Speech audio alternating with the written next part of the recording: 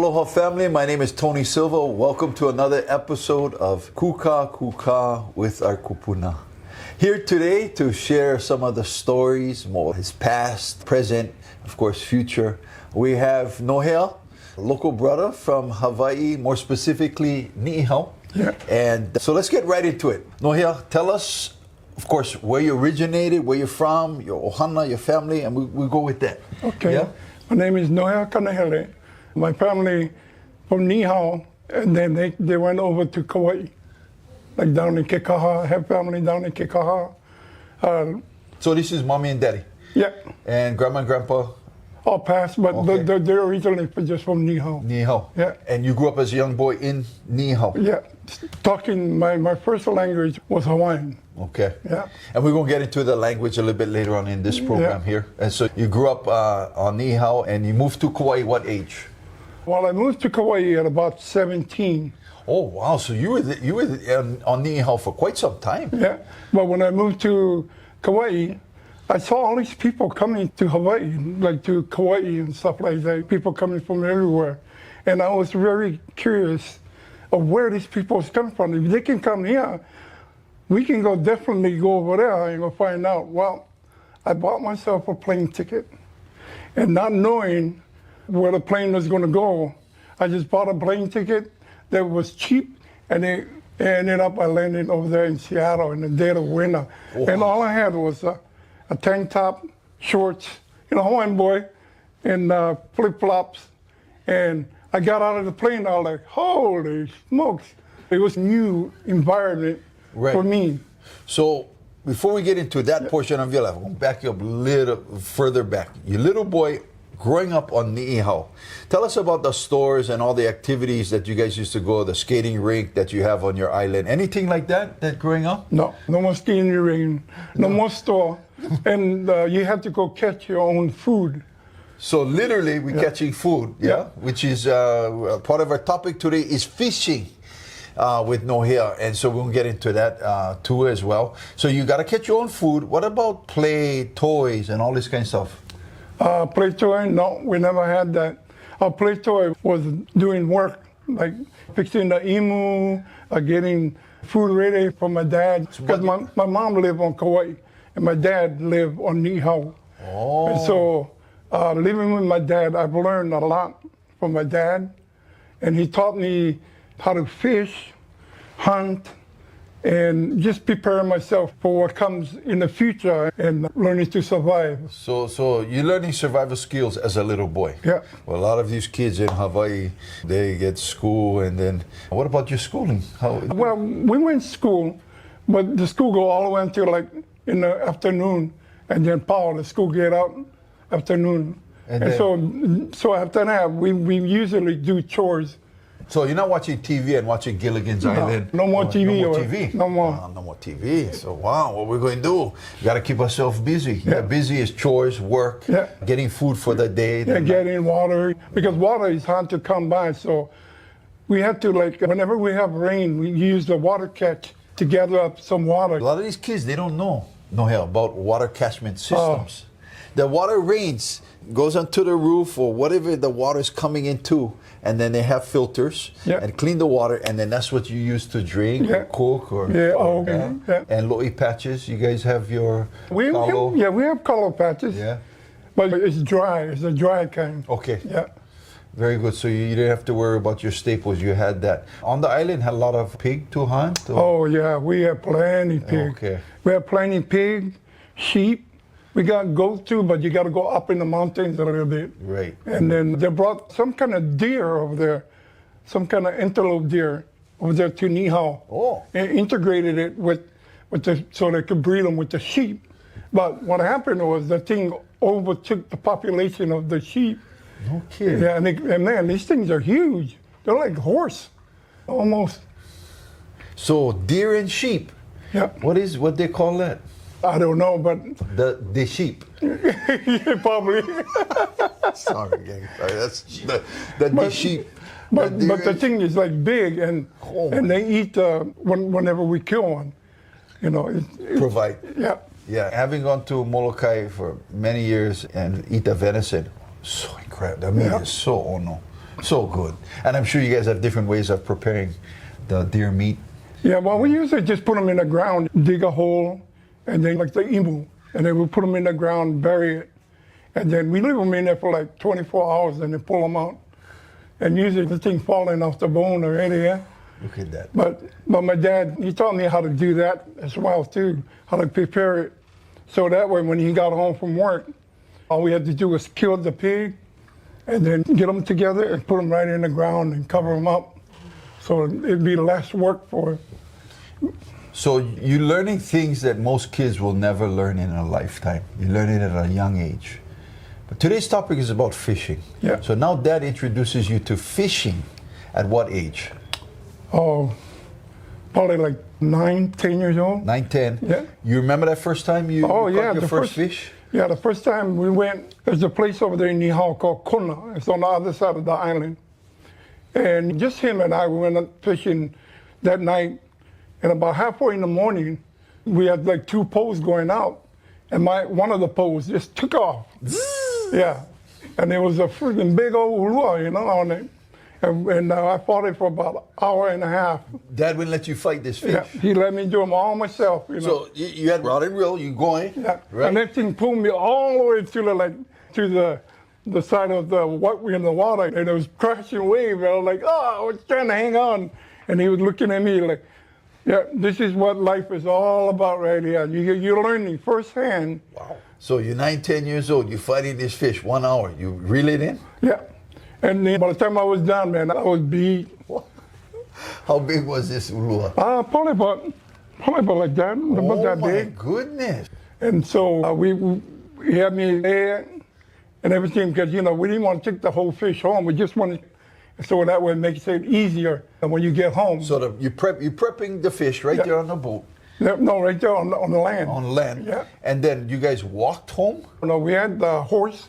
So we put all the meat inside of a bag and put them on the horse. It's a horse. Yeah. Because there's no buses and no trolleys or anything. No like more that. buses. Jump on the horse. And usually home was a long ways away. So pretty much we had horses to get all over the place. That was our transportation. How young are you, Nohea, right now? For me? Yeah. Very young. I'd say 20. 20? Yeah. Because we're going back to when you were 10 years old. Yeah. You're still riding horses and everything like that. Until today, there's no form of transportation there. Trains, no more cars? Well, they do, but they only have like, those army trucks. Yes. And that's what they usually carry stuff around. Like when the boat comes in. Okay. And then they back this truck down and they load the truck up. Deliver. And they pull it back up on the top from the sand. Now, your very first fish you catch, what was that feeling like? Initially, you're fighting this thing, but what was the initial feeling? Oh man, that was the best feeling you could ever have from a young kid's perspective. Yeah. Yeah, because not only my dad, he showed me, you can do this on your own. You don't need anybody helping you with anything. It's like in life, you can do it, but just, putting your mind to it and just do it. Now, the first time you catch the fish, right? You went out with Dad before, but he never let you use the rod and reel. Well, no, he usually throws net. But one time we went, and we were on the side of a cliff going down to this one spot that usually Dad goes, and he saw some fish from way up on the top. I'm like, he said, yeah, I see some fish down there. I'm like, I can't even see the fish through all this whitewash. And you can see through that? He said, yeah, you wait and see when we get down to the bottom. I'll show you. And we got all the way down to the bottom, and one throw net, and that thing just went like a balloon. And it was like more, about this size. No kidding. And so my job was jump in the water and then tying the bottom end with the rope. And so that way the donkey can pull him back on the top. There's another word most kids don't know, donkey, because you need help to pull all this fish up on land. They're strong. Yeah, the donkeys are strong. Yeah, and we're not talking one more, we're talking multiple. Oh, yeah. Like how many?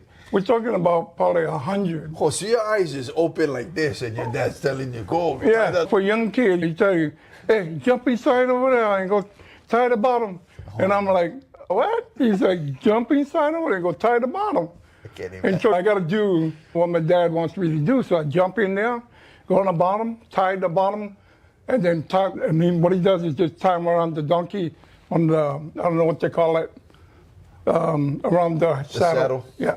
And then have them back up, and they just pull the whole thing up because, I couldn't pull that thing up because it was too heavy. Yeah. But that experience right there, I mean, it opened my eyes on, on a lot of things, that he was showing me, Right. Through life. And it was awesome just to see that. Because I didn't believe him at first when we were up on the top. Right, you're like, Dad, you're crazy. There's no fish down there. Yeah. What are you talking about? Yeah, and then all of a sudden we get down to the bottom, and he takes the net out. He said, I'll show you. And one throw, man, that made a believer out of me, and I never doubted him ever again. Right, Yeah. right. So that now there's a new respect level for Dad. You went from, Dad, he didn't know what he's talking about, to, I'm going to follow everything my dad says. And so now you become a fisherman. You know how to use a rod and reel. Throw net, how old were you? Throw net? I probably learned just right after that, I learned how to throw net. Yeah. That one time, he threw the net over there, and he showed me, and I wanted to learn.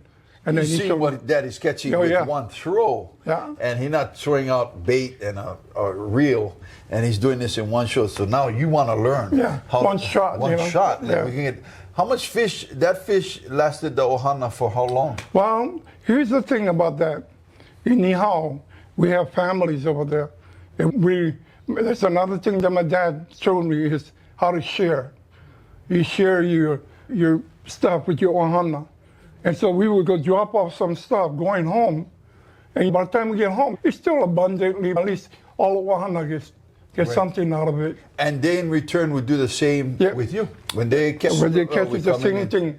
Yeah. Oh, you're eating good fish. And how preparation of the fish was made how back in those days? Oh, back in those days, we used to cut them and then take all the guts out. But the thing about that is they hung it out and dry it. Yeah. So dry fish. Yeah. Mostly all dry, or you guys would? We pull we do like half and half sometimes. It depends. Yeah. Depends on the situation and depends on what he decide on. Because sometimes he likes to just go take everything and go hang them up. And then next time when we go, or other families bring some more stuff in, and then we usually go cook them a different way. Right, right. But always have enough.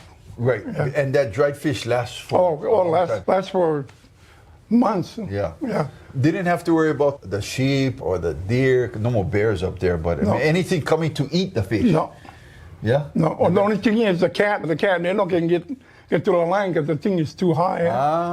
And so they put the viscreen over the fish so that way it'll fly and we kukai on top. So you got cats, dogs, sheep. Oh, no more dog. Oh, no more dogs. Just cat. How come only cat? Well, no more dog. well, over there, I don't know. They had cats from a long time, but they never had dog over there. That's interesting. But they do, like what you call it, the kill. And they're everywhere. So, fishing, throw net, reel, hand line. Sometimes. Yeah. And another way that my dad showed me too is if you got two cove, one going out like this way, and it's rounded like that, and the water come up and go down. Well, he took a line from one end to the other end, and he hung the floater in the middle with the bait. And so the water come up and it goes down. Yeah. Well, it's for like bluefin, yellowfin, because they run over there like crazy. So they come up, they grab them, but then once they're up there, they don't can get off because the thing is hanging up in the air. Right. And so stuck, hook. Yeah, because what he does is he put like a 2 pole that's got wire on both sides over there. And when the thing has got fish on it, the thing comes down like that.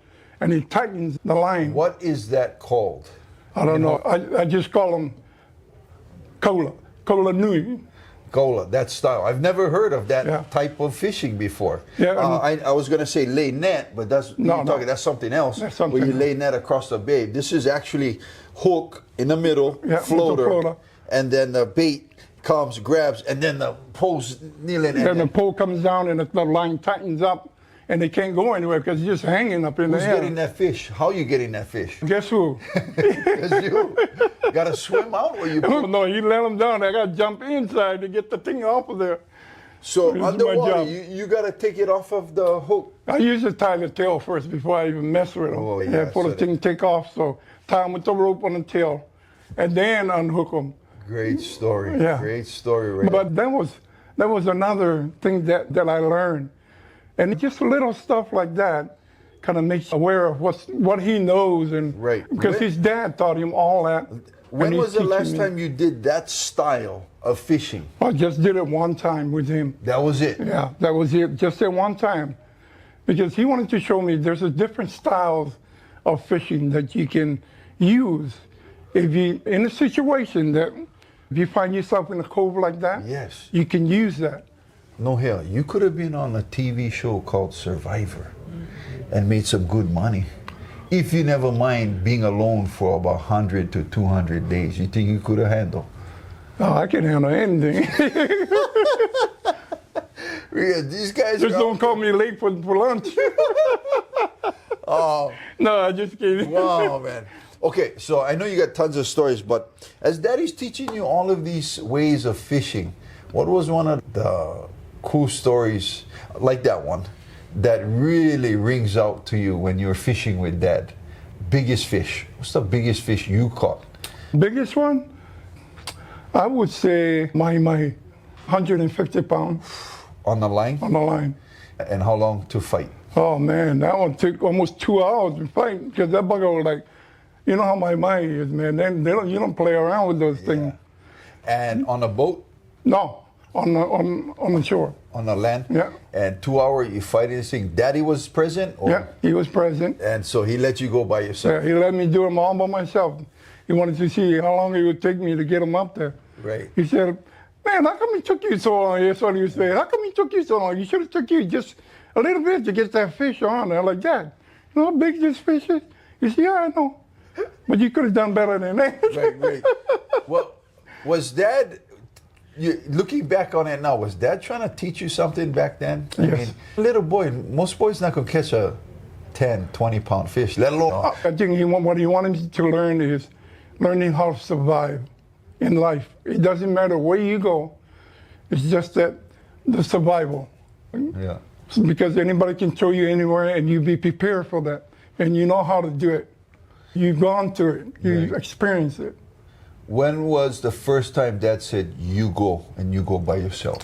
When he trusted you? I think I was like 13. It's when he told me, yeah, you can do this by yourself. I don't have to teach you anything. I taught you all I know. Because he also taught me how to fish, how to hunt, and how to kill pig. And I tell you, my first time I've ever learned how to hunt was when my dad put us 4 boys up there. And I was the oldest. And then Oldest of 4 boys. Yeah, four boys, yeah. And my younger brothers, we're all sitting over there. And he put a sheep in each one of the, tied on to this rock. And he said, you guys hungry? And I said, yes. He said, well, there you go get it. And we had to kill the sheep. But my younger brothers, they were crying. They didn't want to kill the sheep. And How old is your younger brothers, these poor kids? This traumatic experience. shoot, I was a little bit older, but they were like, I don't know, probably 9 and 10 years old. And how old were you? I was like probably 13, 14. So they're looking at you. Yeah, we all sitting over there, and my dad gave us a knife, each one in each hand. Said, you guys hungry? There's your food right there. And the things that he taught us, never get attached to your animals. Never. Because you might eat it, it might be on your table. Right. I've heard this many, many a times. Yeah. Never. Did you get attached to any of the animals? No, because I learned from him Right. not to get attached to it. Yeah. Even little pigs, we catch like little pigs sometimes. You- Yeah, Yeah, 'cause my they're dad told me, cute. yeah, They're- they're cutest when they're small, but when they get big, and he always told me, he said, that might be our dinner. Right. And I never doubted him. Right. Cute. But you also see meals. Yeah. Yeah. Cute and meals Meals. is 2 different things. How about the cats? You ever made friends with the cats? No, No? No. How about the deer? You made friends with the deer? no. Yeah, just checking for our audience in case you know what I mean. Yeah. See if Nohea had a softer side, but evidently not. Yeah, No. just checking with that. Very good. So now, We got we know how to hunt, we know how to fish, we know how to care for self. We're independent, 13, 14 years old, and now you becoming a young man. Yeah. Yeah. I think 17. When was your first time away from? You went to Kauai. Yeah. You're on Kauai for how long? I would go to Kauai with my dad. Back and forth. Back and forth, yeah. Because mom was living there. Yeah. And so then- we would go over there because my sister then was there. Yeah. And then we would go over back to Nohea. And when they brought my sister them over there, it's to pick like Nohea shells and stuff like that. And then what they do is they put them in a glass jar, like the mayonnaise jar. And then they send it back to. So the Nohea shell, for those of you non-Hawaiian or non-islanders, Nohea shell is like the diamonds of shells in the Pacific Islands. Nohea shells it's very expensive, hard to get, but nowadays still get Nohea shells? Yeah. Still can find? Yeah. Because my cousin them, they sell them also. Still to today? Yeah.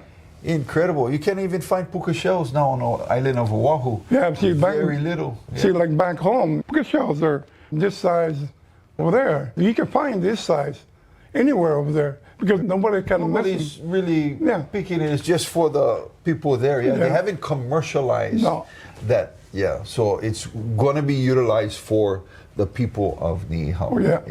Yeah. And people over there, like anything, whenever we go fishing to one spot, when you part with that spot, you don't want to go back to it because you want that spot to kind of like flourish. Yeah. So that way you got more for the next generation. Yeah. And you go to a different spot and let that spot, kind of gather up by itself. Right. So you are now grown, finished school, and then your first travels takes you to Seattle? Yeah. My first travel, I bought myself a plane ticket. And not only that, because I noticed that all these people was coming to Hawaii. And so I was very curious of where all these people is coming from. If they can come here, we can go over there. And so I bought myself a plane ticket. How old were you? 17. 17. You made money from? Working with my uncle then. Yeah, cutting trees. They had one on Kauai. On Kauai. And that's how you made extra money. Yeah. And I'm sure back then, plane ticket wasn't too bad. Yeah, plane ticket was cheaper. It was only like $100 something. $100. Yeah. So you make that money, you say, I'm going to the mainland. Tell mom and dad I'm going. Yeah, well, when I told my mom, she's going, no way, you're not going. And I said, no, I'm going. She said, no, you're not going. And I said, Mom, I'm going. And they didn't believe me. So I bought myself a ticket. One way. One way. And I said, okay, wherever it lands, that's where I'm getting off.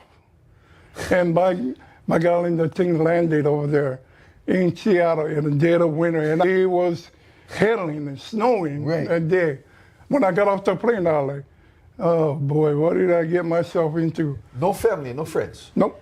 Where was your first stop? Coming off the plane? Well, I come off the plane, I walked for a little ways, and I got to this restaurant over there. It was called Cafe Romano. It's an Italian restaurant.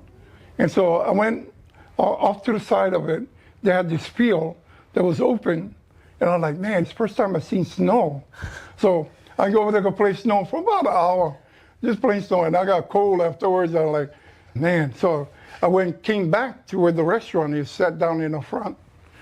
And the lady in there, she was watching me as I was doing what I was doing. She was watching me, and then I came over and sat down. And she came outside, she goes, do you have family over here? I go, no. She goes, you are not from here. I go, no. I go, what gave it away? And she said, tank top and shorts and flip-flops. She said, I can't believe you out here in this cold weather dressed up like that. Right. And anyway, she lost her dishwasher that evening. And so she needed one dishwasher. And she asked me if I was interested in coming and wash dishes for her. And then she said, well. Job. Yeah. And then not only she said, well, I have a room in the back that I use for an office. Wow, come on, man. Room in the back that I use for an office. Would you be interested to come and work for me? And then I wash dishes, and then after I get done, I would go sleep in the back over there in her office. And she made it real nice and cozy for me to be there. And I was like, oh, thank you, Kiakua. Literally. Literally, yeah, thank you. Coming off the plane, you walk to this restaurant, find yourself... And not even knowing who you're going to meet. Sometimes we make our own, some people call it luck or destiny. In this situation, you're destined to be there. So you're in Seattle, got a little part-time job, and that would keep you in Washington. Yeah, and I worked for her for about maybe 2 years before I left and went on my own. I made sure that she was taken care of, and then before I left, because she was very kind to me. Very nice. Yeah, and so I never forgot. And whenever I had my own place, I would call her, hey, you doing okay? She goes, yeah, we're okay. She was very happy that I was up on my feet and going. And then not only that, not having anybody to count on, but doing it myself. Right. Going back to Daddy, that trained you as a young child, whether you realize it or not, that you're going to take on this big fish of this thing called life. Mm-hmm. You could travel across the ocean, end up on a continent, and then find yourself in a position where it's in a dead of winter, it's cold, no job, no food, but Kiakua provided. Kiakua provided. Kiakua, Daddy provided, yeah. Yeah, and then and not only that, my story don't stop there. Right. So from there, you leave the restaurant, you continue on with work. Now you're working. Was it truck driving? No, I actually worked at this other restaurant, washing dishes for these other people. And then I met another Hawaiian brother that came from here, went up there, and he was going up to Alaska to go fishing on the Aleutian chain. And so he said, man, there's a lot of money to be made. Absolutely. Come on, we go. And then you're talking my language now. So I took off and went with him. Him and I went up there and we did the contract for like 3 months. And the boat will go out for 3 months, not even see land. Stay out there for 3 months and then come back in. How was that experience? Oh man, I think that was another experience in itself, man. Yeah, but I was prepared for it. Right, you went from adulthood to manhood to, wow, this is crazy stuff. Man, I've seen like 40-foot swells, like especially up in Alaska, the things that go down. Right. And then not only that, but at night, whenever you're out there and you're thinking it's land, it's not land, it's another boat, like 100 miles away from you. Wow. Yeah, and that's all it is out there. But the thing about it is, man, the experience that you learned from that right there was something else. But not only experience, you make good money now. Yeah. Yeah? Yeah. So living a quality of life a little bit better. Yeah. And then you come home, and then what? Oh, and then went to partying a little bit. And right. having so much fun, and just living life. Yeah. But I will never forget that experience. So you never picked up another contract and continued that lifestyle? Well, these fishermen do it for years. Yeah, but I did go back up again. But at this time, I went up doing it for a year. I went up another contract. Went up there for a year and stayed up there. And I think the brother that I went with, he went home and doing his thing. And I went back up there. And then I met. Here's the thing about that is I met so much wonderful people that's from everywhere, just trying to survive like everybody else. But it was an experience that I won't forget. So you're in this fishing realm of going out on these contracts. Contract is done. You come back home or you just stay up there? From there, I went to Oklahoma. Okay. Yeah. That move to Oklahoma, why? You got married, you met up with somebody, what's going on? Well, yeah, I met up with somebody that was here, and then I met her up there, and so she's from Oklahoma. She follows you up native, there, and then boom, she wants you to say, hey, come to Oklahoma with me. Yeah, native American. Yeah, you want to stay with this papio, you got to come with me to Oklahoma because I'm not staying in this cold. No, Oklahoma is cold it's too. Cold too, but it's not as cold as you know. Right. So you follow her, Oklahoma, and now what? You guys get kids? Yeah. And we had kids, and then... How many? Well, I have 5 kids altogether. Okay. Yeah. And I got 2 boys and 3 girls. Okay. You have your kids, and then you work. How you providing for them? There's no fishing in Oklahoma. Well, that's one thing that I haven't forgot is learning how to do trees and stuff like that.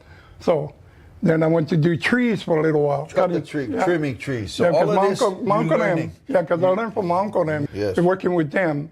And so I took on this job working for this guy, and I became really, really good at it. But at the time too, it's like learning again and learning to survive in a different way in life. Yeah. And as Native Hawaiians, going to the continent is tough, it's hard. Yes. But of all the stories I hear time and time again, much easier for us to acclimate to their culture versus when they come here, sometimes they have a really hard time because they don't understand culture. Yes. I think, and they just don't understand. But they don't understand it, and they don't understand the respect. Respect, ohana, love, that aloha spirit, that this is something we learn from a very young age. Yeah. So when you go, you don't just come into a situation where I know everything about this job or hi maka maka. No. You sit back quietly, you learn, and then you move accordingly. Exactly. And that's probably why we have a much easier time finding work when we go there. Yeah. Now, understanding that sometimes it's not what you know, it's who you know. Yeah. But when you come from a place of humility, much easier for the doors to open up in your favor. Yes. Yeah. Versus you coming on the first time to Seattle, coming to this restaurant, you could have been this arrogant guy. She wouldn't have offered you a dishwashing job. No, because when she came outside and talked to me, and I could tell she's always sincere, and she needed somebody. And at the time, I was like, yeah. I said, I'll do it. But it helped her and also helped me. And I just, afterwards, when everything was done and I went up to the room, I just got down on my knees and I said, mahalo ke akua, mahalo for guiding me. Yes. For guiding me where I'm at. I'm very humble to what the situation is. You know? So we're now, skip forward, you're married, you got your 5 kids. Yeah. Name your kids. What's your children's name? My oldest son, Jonathan. And then my oldest girl, her name is Nohea, which is what my name is, but that's her name. She took after me, and she's up in Seattle too. Wow, amazing. Yeah. And then my youngest boy, he went on his own. He's doing his own thing. Sounds familiar. Sounds like one guy I know. Yeah. Yeah. And he don't want anybody to help or anything like that. Sounds like one guy. Just. But I'm very proud of him. Yes, absolutely. Find his own way. Yeah. And the other 2? The other 2, my second oldest, and she's an artist, and she mirrors, like she does the mirrors, but she also worked for a gallery up in Oklahoma. So she's an artisan, very good, yeah. And then my other daughter, my youngest one, she plays volleyball, and she plays for the U.S. volleyball team, but it's a sit-down volleyball because she has a club foot. Oh. And so... in a wheelchair? No.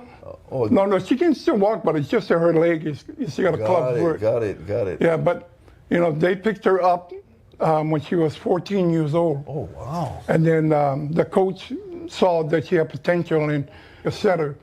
So that's who they got as a setter. But they're very good. And I tried it, like playing volleyball on your butt. Oh, man, you got to be moving on. Yeah. You gotta have mobility and and flexible. I mean, the way how they do it, it's like it just amazes me how they move. Right. So we gotta fast forward. We're coming to the end of our interview. Yeah. I know you worked 20 years driving truck, delivering sand from one part of Oklahoma to another part. You did that for 20 years to survive. At any time during this period of your life, did you continue the fishing? Lakes. Oh yeah, I still went to the lakes over there in Oklahoma. They have some big lakes over there. Good fish? Good fish, catfish, bass. You learn to eat that type of fish, right? And, well, you got to learn. You got to cook it. You can't just eat raw fish. Yeah. So no more sashimi. No, well they do, but you have to go to a restaurant to do it. Got it. But learning that style of kind of fishing was a little bit different, and again, it's all preparation of what I've learned already, and then adapting to this culture, experiencing the difference. Have you passed on that knowledge to any of the kids? Yes, my kids, And now they're doing more fishing than, especially my daughter, than my second oldest. So mainly rod and reel? Rod and reel. Yeah, bamboo pole. But how about the throw net? No. They never have that. Well, you cannot do it up there because it's illegal. Got it. Here it's okay, but when you go up there, you got to go with the rules of the lake. Correct. Did you try it late at night? Do some? I tried one time. My friend, he goes, "Bah, what you doing?" I go, "Why?" He said, "Bah, you cannot do that over here because, hey, we're gonna get the car locked up." Yeah. I go, "What?" He said, "Yeah, but you can't. It's illegal." I'm like, "Oh, well, nobody told me it was illegal." Right. Well, like, and again, live and you learn on certain stuff. I wanted to share with our guests, being from Nohea, you grew up speaking fluent Hawaiian, and then of course learn English. You would travel back and forth from Kauai to Nohea, so you had some modernization skills from Kauai Island, but even Kauai. I think the language was, the Hawaiian language, I've always had it, but the English was a lot more harder for me because going from Hawaiian to English was hard. Mm-hmm. But what made it even more is whenever I went to the mainland. Oh. Because speaking like pidgin English to somebody and they'll look at me like, correct. Wow, this guy, I don't know, planet is fell off of it. Right. But again, going from our culture to that culture right there, it's a totally different atmosphere. Did that change the way you communicated or made your voice heard when you went mainland, the continent? Did that change the way you would try to communicate Yeah, and it did. How you did it in a way that, because already they're looking down at us. Yeah. And your color of your skin, you're much darker than me, so they're looking at you like, hey, who's this guy? And then you speak, and they think, this guy, you don't know what he's talking about. The first time I was speaking to this guy, and I thought he was local, he's rapping, and then all of a sudden this guy looked at me, and he was Mexican, and he looked at me like, you're not saying a word I said. And then at that time I was like, oh, I need to watch myself because not all people speak the Spanish or Mexican or... Yeah, but afterwards I've learned, a little bit, and because of working with them. Yeah. But give us a sample of your native tongue from Nohea. And what we're going to do, we're going to have you say it. Just give us a very light conversation, and then you say it in English, so I know what you say. This is the natives, the old style Hawaiian, because there's different sort of like dialects. Yeah. The type of Hawaiian we learned from University of Hawaii is different from what you learn in Nohea. Yeah. So go back to those days when you were a young boy talking to daddy, and maybe you were asking him questions about fishing. Go ahead and speak as long as you want, and then tell us in English what you just said. Okay. Feel free. So my dad just go, oi, ele maola na ki yan sa mea, lami mane. E mapopo noi. E maola loke eke hulu noi, lami mani nei. O tomo mani nei manunta ka lio noi. Ke ia manawa. So what that means was, he said, you, go over there, go get the bag, and go put them on the horse, and tie them down, so that way the bag don't fall off with the fish inside. Right. Okay. And so that's old style. Yeah. Yeah. Do you know how these kids speak now? Yes. Because I can adapt to their style very easily. Yeah. But for them to adapt to myself, they don't care. Ken, give us a quick example of what it sounds like, what they say and what you say, and what the difference between the two. Kako hele ni lalo, amatu hele ni lalo. I hear the M. I hear the M in and the T. And what does that mean in English? You say, are you guys going down there? And it's the same thing as the Nihao, the same way, but it's got the T in it. Correct. And one thing I know about not just our language, but languages across the land, is that whenever we come into a home culture, we always try to make ourselves heard, but the people we're talking to make sure that they're comfortable. Yeah. For example, you speak Hawaiian, but you have somebody coming in from Oklahoma. They speak standard English, clean English. And so we're going to speak our best English that we possibly know, and to water down the pidgin as best we can, because I've heard you do it a couple of times during this interview. And so we're better apt at turning things on and off when we come into a situation like that. Yeah, because we want our guests to feel comfortable whenever they come into our house. Even though we speak the native tongue, you say, hey, please come, come inside. Make yourself comfortable. And so we adapt accordingly to that.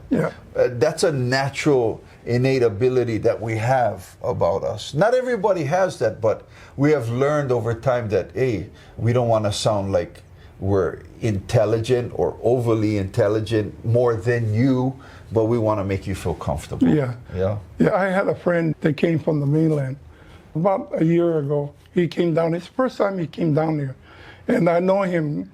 We used to truck up in the mainland, but he called me up. Hey, what are you up to? I'm like, well, I was just telling him I'm here. I'm Ubering somebody around. He said, Uber? I said, yeah, I'm Ubering somebody around. He started laughing. He goes, oh, bro. But we used to hang out a lot, him and I, trucking together. People on the street sometimes. I take the collar out because I know Keakua is watching me. But sharing, it comes back around. Correct. And that's one of the abilities that we have as a culture. And more specifically, people from Hawaii. Doesn't necessarily have to be Hawaiian. It doesn't matter. But we were taught to share at a very young age. And to make people feel right at home, regardless of where they're from. So that when they come to our house, our holiday, they come in and they're like, oh, wow, they really make us feel right at home. And that's not something easily taught to kids unless they live that. They have to live that lifestyle to understand. So when they grow up, they can then share with others. So we've learned a lot today. Thank you for sharing your fishing stories. I'm going to give you the final word. What would you like to share? I just want to say is I want to share our Hawaiian language with whoever wants to learn. It doesn't matter who you are, if you're white, black, whatever. My thing is, my dad always told me to share our mana'o. Because if we don't teach our Hawaiian language, now it's going to die with whoever carries it. And I don't want to be that one person. I want to be the one person to drive our Hawaiians to learn the little Hawaii. Not only here, but everywhere. Everywhere that I can touch. Because I know Keakua helps me to get my mana'o out there. And so to share with people.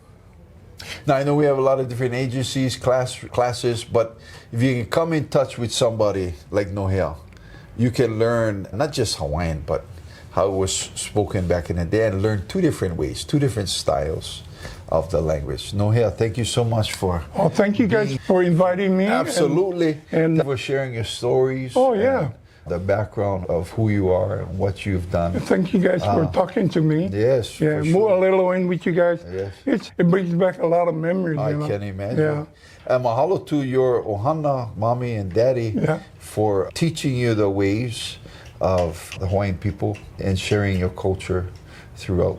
Thank you, family, for joining us on this episode of Kuka Kuka with our kupuna. Until our next episode, you guys take care. Malama pono. Ahui ho. Aloha.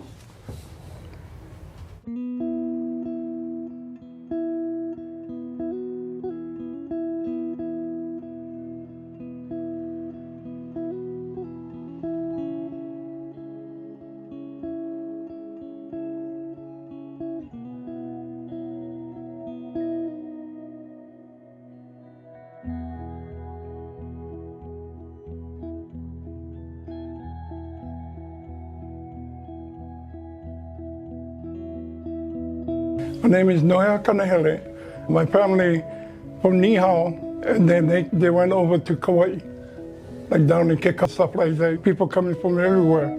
And I was very curious of where these people is coming from. If they can come here, we can definitely go over there and go find out. Well, I bought myself a plane ticket, and not knowing where the plane was going to go, I just bought. We usually just put them in the ground, dig a hole, and then like the imu, and then we put them in the ground, bury it.